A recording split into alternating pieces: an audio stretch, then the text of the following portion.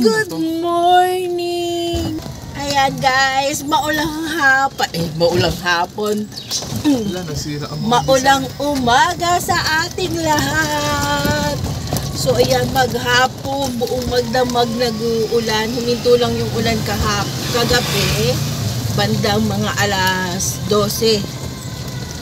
Sabi sa news, dumaan daw yung bagyong Bagyong Christine sa Sierra Madre, kaya humina siya. Pero ngayon, ayan, nagpapaulan na naman siya. Grabe, baha na sa loob ng bahay namin. Ang hirap, maya-maya, linis ka ng linis. Tanggal ka ng tubig. Ay, naku, napaka.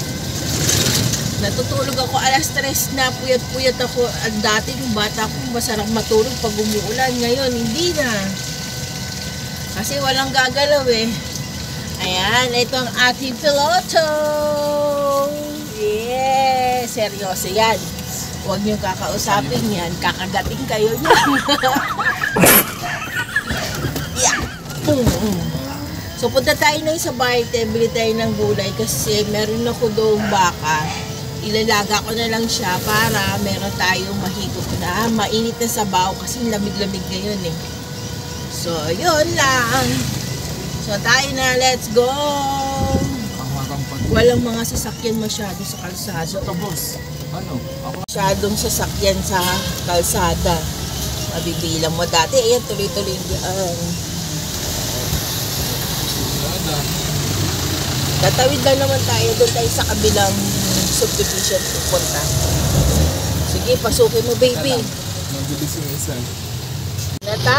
Dito na tayo sa Barte.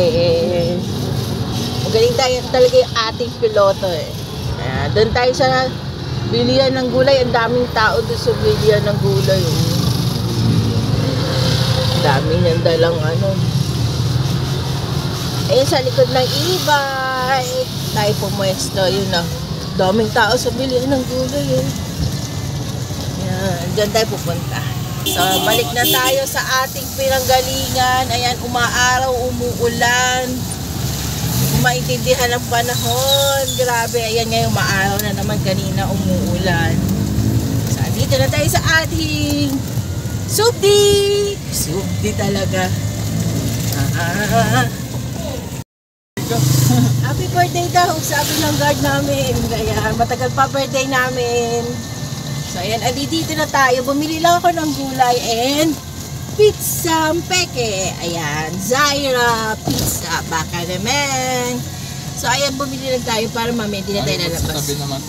Merienda natin yun.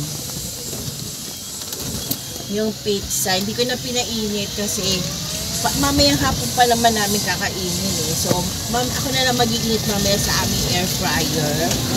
So, ayan, mabilis na tayo. Talagang very useful ang aming e-bike. Di kami naglalakad. Kasi mahirap maglakad dahil basa yung sahig. Puro talsik na naman ang aabutin ko nito sa likodan ko. Kaya, buti na lang, meron tayong e-bike. Paano ka ba maglakad? Pa-ostrich. Patakbo. So, ayan, andito tayo sa ating, malapit dito sa ating home, sweetie home. Hindi ba bahay na nakaharang na ito, hindi makita yun? Paano?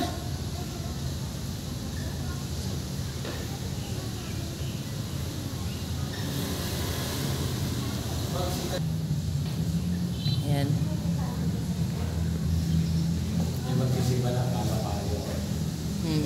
Baka mag-bless sila sa'yo. Andito na kami sa Holy Cross. Marami na siyang tao dito. Ewan sa kakaliwa din, dapat doon siya sa unahan. Kasi gusto niya nakikita yung kotse. Andito na kami sa Holy Cross ngayon, ang araw ng dalaw namin sa mami ni Do at sa kanyang kapatid. Ayan, next week kami naman sa ate ko and sa mother ko. So ngayon dito mo tayo sa Holy Cross. Vlog mo rin sa Siyempre. Traffic na guys, papunta dito. Nagsimba muna kami kanina and then nagbihis lang kami. Then dumiretso lang kami sa Holy Cross. Kami ang first honor. Sila ate Wey siguro. Sina daddy. Ayan, dumating na sina daddy, nandoon na sila. Nag-park na sila doon. Nandito tayo sa may church kasi walang upuan doon eh. Wala pa yung may dala ng mga upuan and chairs. Sila rin. Oo, sila rin. So, andyan na pala sila lahat. Andyan na sila Rain at saka sina daddy. So, punta muna kami doon, guys. See you later! Hi, guys! I'm back! So, ayan. Nagluto lang ako ng merienda dito sa amin kasi nagugutom na ako. Ayan, madilim na sa labas. So, alas 5 pa lang, madilim na. So, nagluto ako ng footlong. Pero, hinati ko na lang siya sa gitna. Ayan. Makita ko sa inyo kasi para magkasya siya sa lalagyan ko at saka sa lutuan ko. So, ayan, mamaya meron tayong i-unboxing. Pero ngayon, kain muna tayo. Nagugutom na ako. Ito yung aming merienda. Ayan yung ating footlong. Ayan. Cheese Swiss and ketchup and hot sauce and cheese lang yung nilagay ko dyan. Ayan, meron pa tayo ditong leftover na pansit. Ayan, kakain na rin natin para hindi masayang. So, tara, let's eat! Hi guys! Ayan, alam nyo, nagugutom talaga ako. Pag wala ka talagang ginagawa sa bahay, magugutom at magugutom ka. Kaya mas gusto ko nagtitinda na lang ako sa labas. Kaya hindi tayo makapagtinda nga ngayon dahil, ayan, hindi nga tayo makapagtinda ngayon dahil medyo busy kasi ako ngayon. Nagpupunta kami sa mga loved ones namin. Like, nagpunta kami ng Holy Cross sa mother ni Rick at saka sa brother niya. And then, kahapon, nagpunta naman kami sa mother-in-law. Medyo hindi maganda yung balita about kay Tita Cora. Pero still and hoping na makakasurvive siya sa sakit niya. And nung nakita namin siya kahapon, sobrang nakakapanlumo na makita siyang ganun. Kasi sa pagkakakilala namin, hindi ganun si Tita Cora. So, parang nakakapanghina lang na makita namin siya. Kaya sobrang iyak ako ng iyak kahapon. Nakita ko siya kasi wala lang. Iba kasi si Tita Cora, mabait siyang tao. Hindi siya yung makasarili. Yung kahit alam mo may sakit siyang tao, hindi siya madamot. Mag-share pa rin siya ng mag-share. Kahit na ano yung kaya niyang i-share niya yun. Ganon si Tita Cora. So, parang nakakalungkot lang isipin na kung sino pa yung taong mabait, matulungin, sobrang down to earth, siya pa yung nagkakaroon ng sakit. So, ang hirap-hirap lang, ang hirap lang siyang tanggapin. Mahirap tanggapin na ganun nga yung nangyari sa kanya. Sana yung mga masasamang tao na lang yung nagkaroon ng ganung sakit. Hindi na lang si Tita Cora kasi ang bait-bait ni Tita Cora talaga sa amin. Alam niyo, kung merong namumroblema sa mga in-laws, mga mother-in-laws, father-in-laws dyan. Ako wala akong problema sa mga mother and father-in-laws ko. Sobra silang babait. Na-feel ko agad nung first day ko pa lang doon sa kanila na nakilala sila. Sobra silang bait. Talagang as in welcome ka, open arms na sa kanila. So parang sa nangyayari ngayon, parang nakakalungkot lang isipin na ganun kadali yung buhay ng tao. Para kailan lang masaya siya, malakas, nakikisali sa mga games. Talagang game na game yun pagdating sa games yan. Sobrang game siya. Pag tinawag mo, hindi yan hihindi, talagang haharap yan. Mahiyain si Tita Cora, sobrang mahiyain yan. Pero kapag talaga siya, yung mga games, naku, palaban yan. Yan ang gustong-gusto kay Tita Cora. Walang hiyang-hiya sa kanya. So, yun lang. Nakakalungkot lang. So, sana guys, samahan nyo kami. Yun lang hinihiling ko sa inyo guys. Prayer para sa aming pinakamamahal na Tita Cora. Na sana makasurvive siya. At sana'y gumaling at lumakas pa siya ulit. Ayan, makasama namin siya ngayong darating na Kapaskuhan. So, hindi namin maisip paano ang Pasko pag wala siya.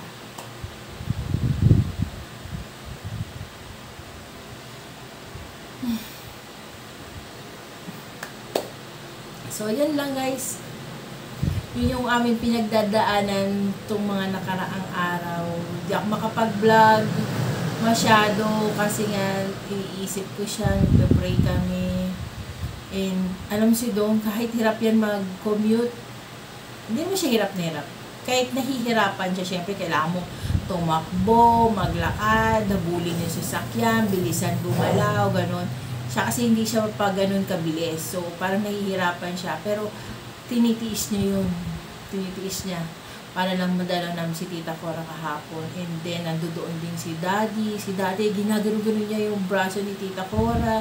Nawakan niya yung mukha, hinihimas niya yung ulo, na parang, oh, andito na ako, gising ka na, palakas ka na, parang ganun siya. Nakakaawa si Daddy. Pero alam ko strong siya, hindi siya pababayaan ni God. At makakayanin niya kung ano yung magiging pagsubok sa buhay. Yan. At lalong-lalo na sa pagsubok na pinagdadaanan nila ni Tita Cora. Hindi lang naman siya nag-iisa sa pagsubok na yun.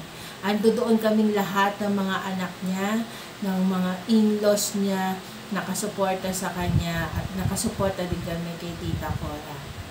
And sana gumaling si Tita Cora, lumakas pa siya, at maging masayahin, masigla ulit siya. Yun lang ang pagpe-pray ko. Yun yung aking birthday wish, Christmas wish, Valentine's wish, New Year's wish. Basta lahat na ng mga wishes, yan lang ang inihiling ko, na gumaling si Tita Cora at lumakas ulit siya. So, yun. And change topic naman tayo. Umuwi si Christian kahapon kasi nga may Halloween party sila. So, binigyan niya ako ng mga parang bata. Ayan, parang bata si Christian. Inuwian ako ng yung treat or treat ng mga bata doon sa office nila. So, may mga may mga jelly Ace, yung mga typical na candies. Ayan, no. Ayan. Ang dami niya, isang ganito siya, isang buko. Sabi ko, akin na lang to kasi minsan may mga bata dyan na nagti-treat or treat. So, parang meron akong pambigay sa kanilang mga candies. Di ko naman to kakainin kasi, syempre, alam mo na, pagka may edad-edad ka na, bawal na yung medyo matatamis. Ayan, mga carbs, yan. Hindi ko kasi mag-full charge yung aming e-bike. Actually, naglakad lang kami, nagpunta kami ng McDo kanina. Dapat kasi magle-lechon manok, bibili ko ng lechong manok. Kaya lang, bigla akong sabi ko, gusto ko naman ng chicken McDo. So, naglakad lang kami. Naalala niyo yung mga, pag nagbablog ako, nadadaanan namin yung McDo. Doon kami nagpunta kanina. So, meron silang bagong promo ngayon. Ito yung nuggets. May fries din siya. May kasama siyang fries.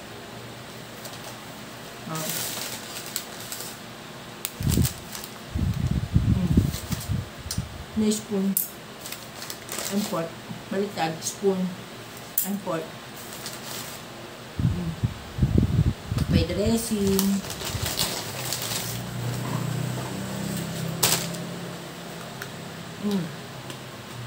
And may nuggets. Tikman natin ang nuggets nila.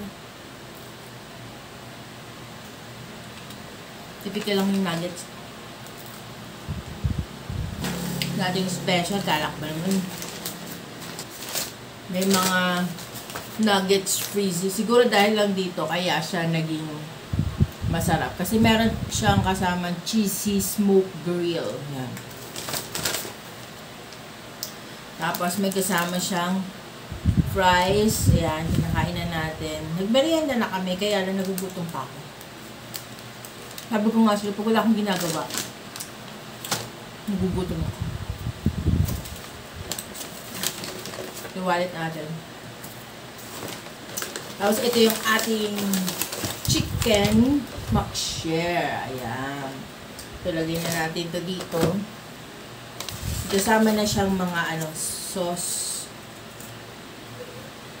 Ayan.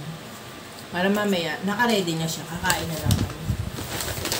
Bukas, pupunta kami ng pagka maganda ang panahon tomorrow. Baka pupunta kami ng Pampanga. Kami lang ni Christian. Kami lang ni Christian ang pupunta bukas sa Pampanga kasi may bagyong paparating na naman. And hindi natin pwedeng isama si Dong kasi nga mabilisan ng galaw at dahil alam niyo naman, anong petsa na bukas? 30 ang mga tao nag-uuwian na, so mga punuan ng mga bus, papunta ng mga kanilang mga probinsya. Tapos kami din pupunta kami ng Pampanga. Hindi naman namin siya probinsya siya ng ate ko na namatay. Doon kasi siya nailibing. Kaya doon namin siya dadalawin kasi yung pamilya ng ate ko nag-migrate na sila sa New Zealand. Nandoon na rin yung mga anak niya. Naiwan na anak niya na lang sa akin is si Christian.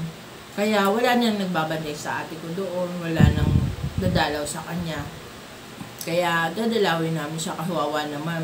Hindi naman porque umalis na siya, hindi na namin siya pwedeng puntahan, diba? Tapos, sa Friday naman, ang punta naman namin ulit. Alis ulit kami, pupunta ulit kami sa puntod naman ng aking nanay.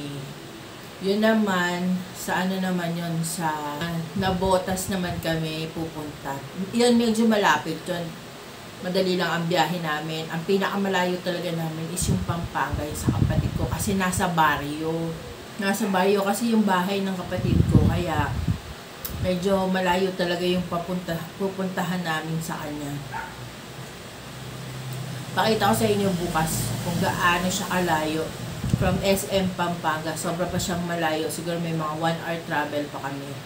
From SM Pampanga, ha. So, 2 sakay pa kami nun. So, yun, 2 sakay pa kami after namin marating yung puntod ng kapatid ko. So, talagang malayo. Wait lang, sasarado ko muna.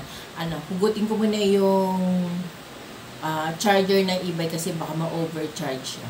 Ayan, hinugot na natin yung charger ng e-bike. So, ire-rest lang natin yun. Pag na full charge kasi yun, hindi mo pa siya pwedeng gamitin. I-rest mo muna siya na mga 30 to 1 hours bago mo siya 1 hour bago mo siya magamit ulit kasi masisira yung battery kapag kati-charge lang gagamitin mo kasi mainit pa siya tapos gagamitin mo di syempre pa yun, iinit pa siya lalo. So yung mga ganitong battery, mga charger, iniingatan daw to kasi sabi nung pinagbilahan namin ng e-bike, daw to, nasa 15,000 pag binili mo siya. Pag nasira to, bawal tumabasa, bawal bumagsak. Kaya ingat na ingat ako dito kasi ang mahal-mahal niya. Yung pinabili ko ng e-bike na yan, pinaghirapan ko yan. Kasi dati sabi ko, kasi nga diba dati nagdadrive si Rick, hindi na siya makapag-drive. Yung car na ginagamit namin, ayaw na ding umandar kasi nga hindi na siya na i-start ni Dong kasi nga hindi na siya nakakapag-drive sa ngayon hindi pa siya nakakapag-drive. Kaya yung kotse, na siya, hindi na siya gumagana, walang nagpapa-andar sa kanya. Hindi ko naman mapapa-andar yun, hindi naman ako marunong mag-drive ng car. E-bike lang ang kaya kong i-drive. Kaya iniingatan ko tong e-bike namin kasi sobra siyang useful sa amin dahil alam nyo ba yung e-bike na yan yung nagpupunta sa amin kung saan namin gusto. Mapunta kami SM, sa Robinson, nag-grocery kami, yan ang laging bit namin. Bibili kami ng gamot ni Dong, yan din ang bit ko. Dati-rati maglalakad pa kami, magta-tricycle kami. Magkano rin ang tricycle dito sa amin? 60 pesos. Mula dito sa amin hanggang sa SM, ayan, 60 pesos, ganun din sa Robinson. Kaya, tapos hanggang dyan lang sa may labasan sa amin, 16 pesos naman ang isa.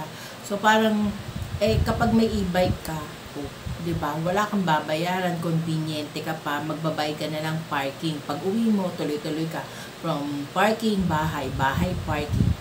Hindi ka na mapapagod. Mahirap din kasi talaga mag-commute. Iba talaga yung tulong pag meron kang sasakyan.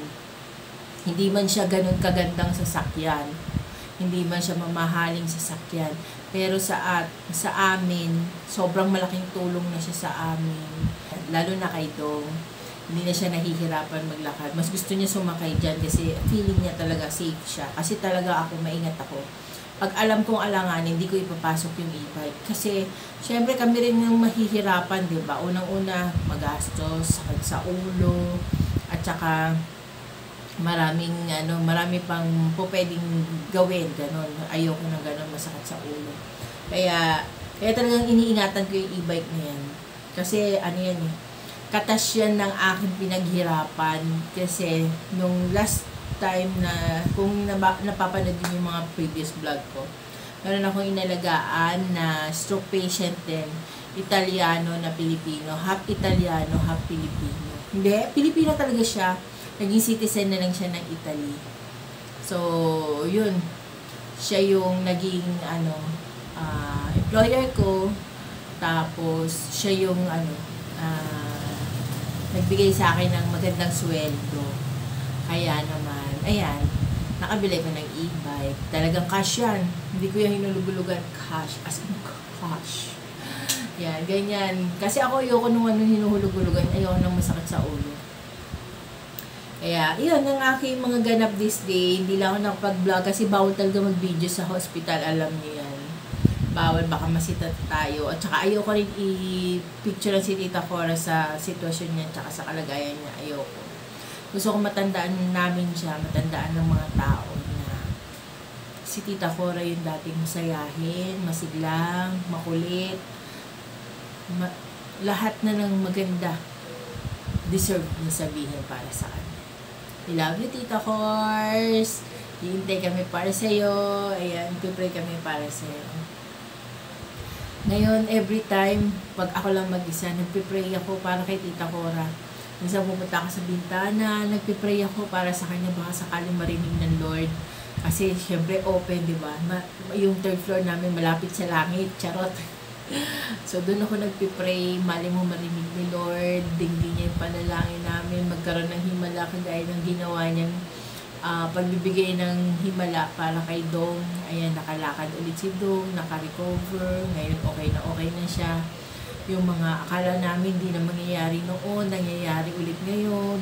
Alam niyo ba, nung pauwi kami galing kami kay Tita Cora sa hospital, sumakay kami ng minibus, siksikan dun sa minibus. Hirap na hirap siyang tumayo, pero tumayo siya, guys, para lang makasakay kami kasi mahirap na yung sumakay. Dahil naubusan kasi ako ng data, hindi na ako makapag-book ng sasakyan. And gusto ko kasi ma-experience ulit ni Rick yung mga ganon, yung naghahabol ng sasakyan, nakikipagsiksikan, para maging normal ulit siya. Ganon yung gusto ko, yung maging okay siya, ma-feel niya na okay siya ulit, o na ma-feel niya na magaling na siya, ganun. Ayoko ipakita sa kanya na, inalagaan pa kita, mahina ka pa, yung mga ganun. Ayoko na ganun. Gusto ko yung talagang strong na siya, maging man of the house ulit siya. Kasi sa ngayon, ang nangyayari, ako kasi yung nagiging man of the house. Parang ako na muna yung, in-endorse niya muna sa akin yung crown niya. Ayan, gusto ko ibalik niya sa kanya yung corona niya bilang man of the house. Ayan. So, gano'n lang, tiyagaan talaga kapag nai-stroke, nagkakasakit, tiyagaan, ganyan. Pero, wala talaga eh. Gano'n talagang tao eh, diba? Talagang magkakasakit at magkakasakit kahit gaano kaka-healthy.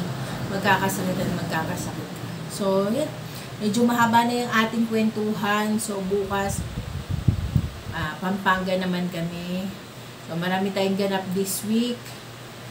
So, siguro makakapagtinda ako ulit by next week na. Kasi kailangan ko pa rin mamalengke dahil wala na akong paninda. And, ngayon mag-unboxing muna tayo. Meron akong binili online kasi may mga bali-balita na may sumasabog daw na butane. Ang ginawa ko, gusto ko yung apoy niya, saktong-sakto lang dun sa kalan. Kasi yung gamit ko na kawali, medyo malaki siya. Basta ayoko na umaabot siya dun sa gas, lalagyanan ng gas ng butane para hindi siya uminit. So, kaya bumili ko ng So, ayan. Kanina dumating siya dito. So, Ano lang to, parang kailan ko lang siya in-order, dumating din agad siya. Ang bilis ng delivery, galing. So, ayan. Naka-sale pa rin ito eh. Pagka hindi na siya naka-sale, babalik na siya sa regular price niya. Eh, talagang naka-add to cart lang siya sa akin. Sabi ko pagka may pera na ako, ayan, bibiling ko na lang siya ulit. Kasi pinag-ipunan ko yung mga benta ko sa pagtitinda, naghihiwalay ako para mabili ko to. So, naghihiwalay ako minsan 50, 100, ganon. So, madali ko lang naman siya naipon. Kasi nga, nag-iipon ako ng 150, magkano din yung diba? So, ito, mas madali kasi siya. Mas madali siya na gamitin pang luto. Ayan, may crack-crack naman yung kahon niya. Pero okay lang yan. At least, hindi sana mabasag yung LED niya. So, yan yun, no? Yung in-order ko. Yan. Pakita ko sa inyo yung loob. Para namang agaw sunog tong binigay nila sa akin. Hindi man lang inayos yung packaging. So, ito siya. Ayan, saktong-sakto lang to dun sa lutuan ko. Sa aking butane gas. Ayan, pwede siyang steam. Ayan, sa'yo ka. Ayun. Kala ko nawawala ni handle. Ayan, pwede rin to. Tamang-tama magpapasko na. Pag magluluto ako ng spaghetti, pwede na rin to. So, ito yung kanyang handle. Tapos, ito, meron siyang strainer. Yan, diba? Pag magluluto tayo ng mga fishball, kikiam, nakalaglag lang siya ng ganyan. Tapos, pagluto na, angat mo na lang. And then, diba? Nag-i-improve na tayo. Ibig sabihin, lalago na yung ating small business. Show business. Sabi makapal. Hindi siya makapal. Mukha lang siya makapal, pero lang siya. Hindi siya makapal, guys. Lang siya, parang stainless lang talaga siya. Tapos pag mag-i-steam ka, ayan, lagay mo lang siya dito sa ibabaw. Lagay mo lang siya dito. Yan, sa ibabaw. Yan. Mag-i-steam na siya. Wala mo lang siyang hawakan dito. Lalagay mo pa yung daliri mo. Pag nag-open ulit tayo ng paninda, ng tindahan, yan ang gagamitin natin. Tapos ilagay muna natin tong handle niya. Yung handle niya, plastic na plastic ah. Masyado silang nakakatawa. Kaya pala mura lang siya. Hindi siya ganun ka Yan, lagay natin dito and then paikot-ikutin natin. Yun, diba? Nag-lock na.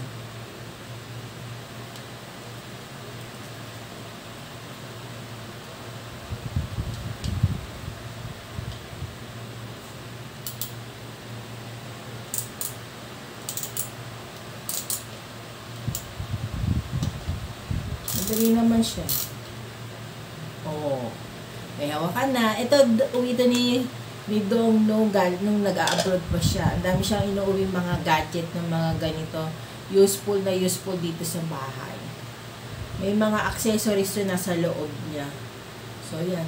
Screwdriver. Tapos, meron na tayo nito. Yan. Meron na rin tayo nito.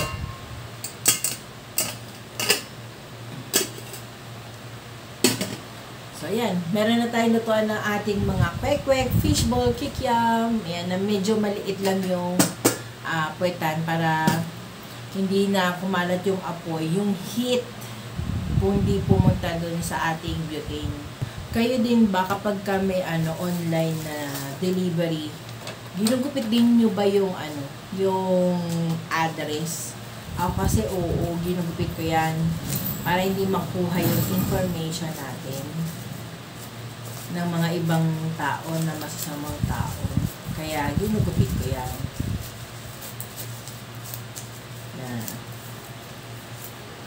So, ayan. Hindi na nila makukuha yung ating information kasi may hirapan silang buuin yan.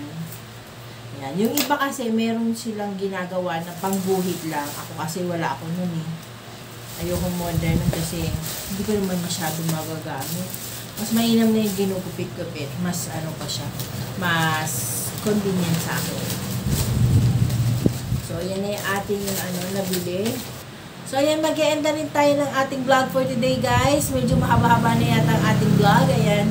Ayan, kung hindi ka pa nakakapag-subscribe sa aming YouTube channel, please do subscribe to our YouTube channel and hit the bell notification para lagi kang updated once na meron akong bagong upload.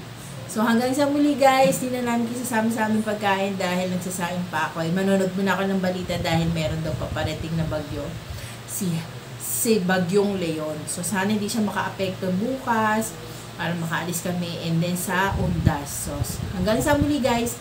See you on my next vlog. Bye!